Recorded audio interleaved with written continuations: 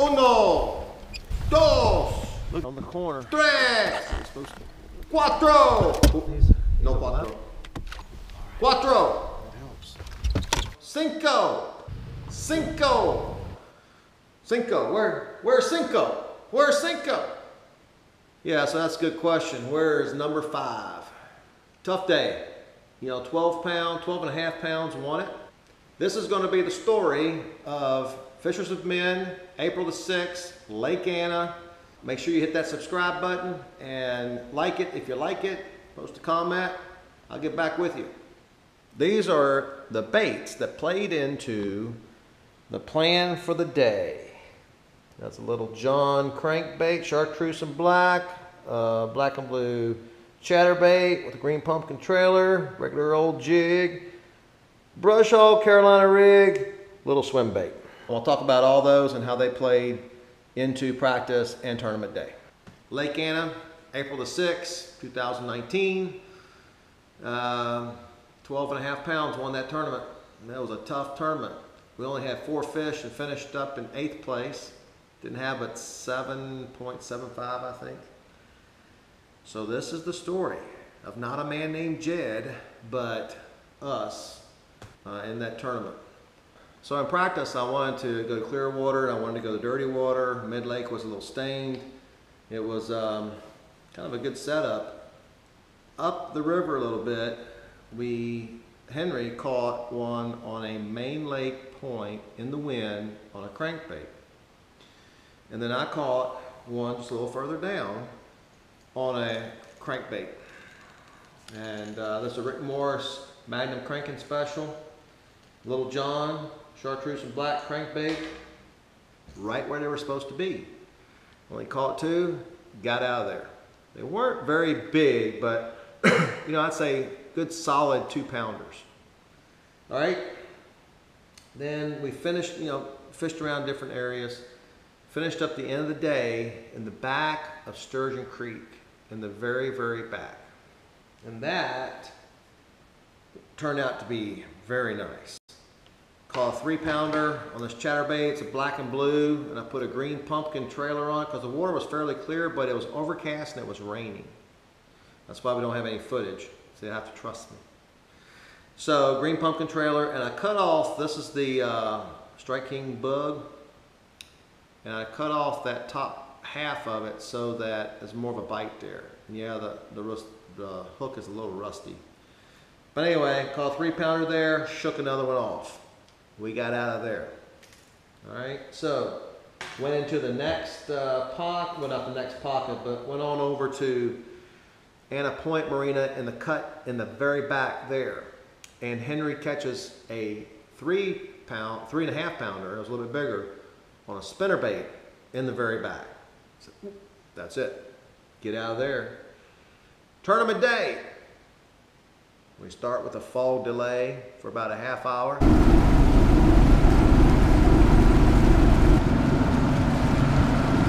We are live. 2 boats back here. All right, we had a fog delay. It is 6 or 7:30, and we're coming back in the back of Sturgeon Creek here. What we call a nice one. There's a boat. Yep, they're already back here. I guess we can just start fishing.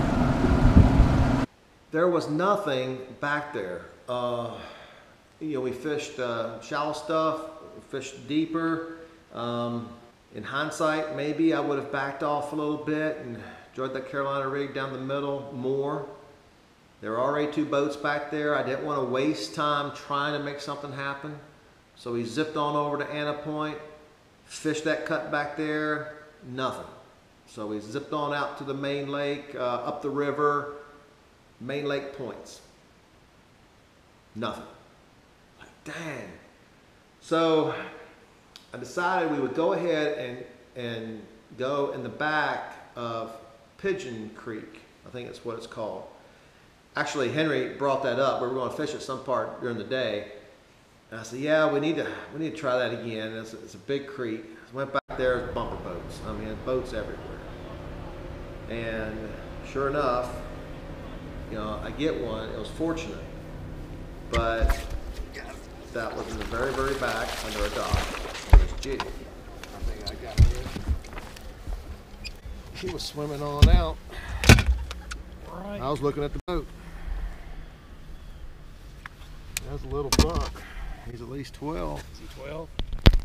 So underneath the dock on that back of pigeon is this jig. So it's a regular green pumpkin. I dyed the Pinterest chartreuse zoom speed vibe crawl and a Rick Morris flipping pitching special. It's my favorite bait casting rod.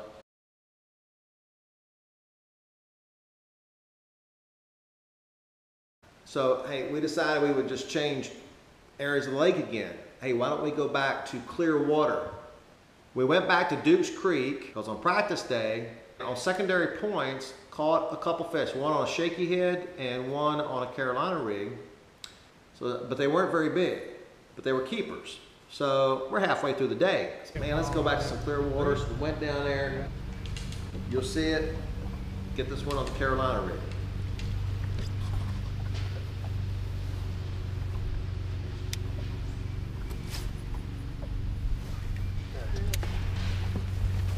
Nice one, big one, real big one.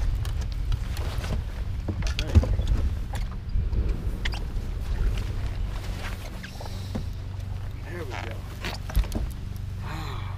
He was, the first flash, I thought it was a lot bigger than what he was. That was on your rig, right? Mm-hmm. Yep. Okay. Right, yes, sir. Wish I could get that. Look at the black on the lips. Yeah, spots on him. And spots on him. It's pretty. So it got super slow when we change areas of the lake again. We say, hey, let's go up the river. We've got to go up the river. Maybe way up there there's something going on. So we went way up. I don't know if it's a little land. I think it's the Pamunkey. I mean, way up. And we're in a back cut on a little secondary point in the very, very back. Oh. It was on it, huh? Tapped it? Let go. There we go. Oh yeah.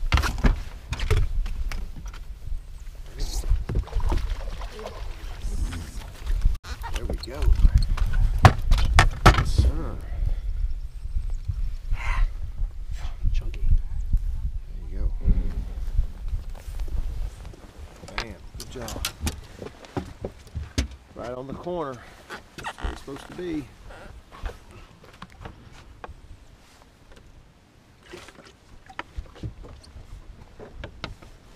Good job, man. And he's using a Carolina rig that has a real short leader, and he's using that shallow. And that can be a real good technique around the spawn, and especially around docks.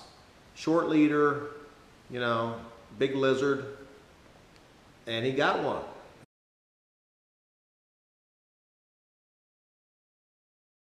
So then I said, you know, we have got to find a flat. There has got to be a flat. The sun had just come out. You know, I know it was early for the, you know, the water doesn't warm up, you know, in 5 minutes, but it's like there's got to be some shad on a flat, and they got to be feeding back here. So we find one, and there's a bunch of shad in there, probably too much.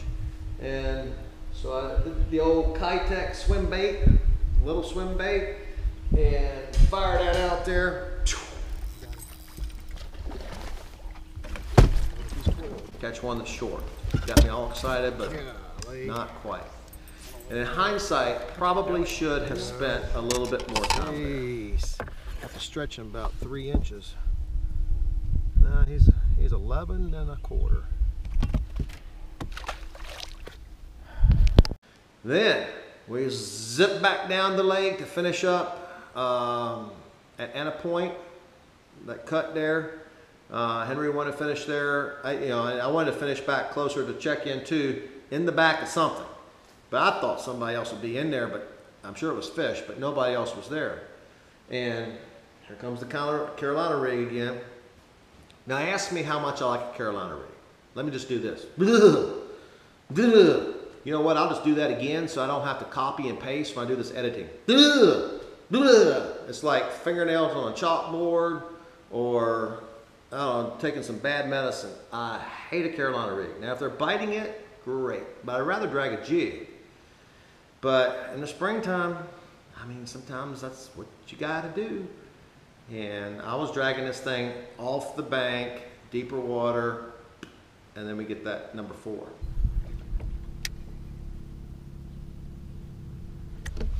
Got him.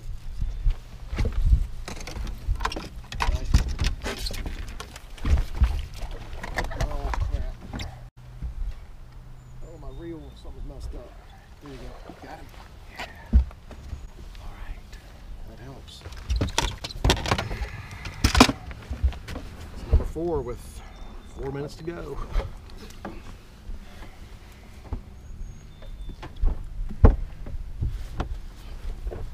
Thanks, sir. So this is the picture of me with I'm angry, I'm pissed off, I'm frustrated. We just could not figure it out. You know, some of those days you're just lost, and we zipped all over that place. This is a great expression of that in my face. Enough whining and moaning. Another one. That's the baby. That's the last one. That's the last one. The other one you have black spots on.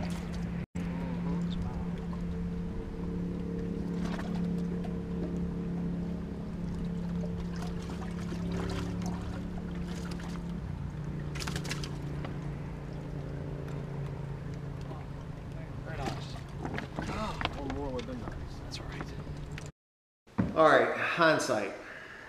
Hindsight would be this. Start off with Sturgeon Creek. What I would have done, I probably would have stayed there longer, because you know there's a population of fish in there. There's always fish in there. There were already 2 other boats, and we were the 3rd boat. I probably would have backed off and dragged that Carolina rig a little bit more. Probably would have, in some of these other cuts, different parts of the day, should have thrown a jerkbait. Now, Henry threw one a little bit. It was a deeper diver. I haven't talked to anybody that did good in the tournament, so I don't know how they caught them. Not many people caught them. And I would dare say everyone struggled. But I would just spend more time in areas that we knew had fish and try to figure it out a little bit better. What I didn't want to do, there were so many boats on the water. I didn't want to lose areas with that morning bite. We finished up in 8th place and moved up 2 places for Angler of the Year, points team. We moved up to 6th place. So overall, it was not the finish I wanted. You know, I know that we're better than what we're doing. I know that I can make decisions better than what I'm doing, and it's really frustrating. The first couple tournaments had equipment failure, kind of put us behind the 8 ball, and this one, there was no excuse. And there's a lot of reasons, no excuse. So we got to put this one in the books and just look forward to the next one. You know, Lake Anna certainly is it can be a very difficult lake, different times of the year, and I tell you what, it has a special place in my heart, because the very first tournament that I won, and I got into bass fishing late. I mean, I was in my late 30s, early 40s before I even really started into tournament bass fishing.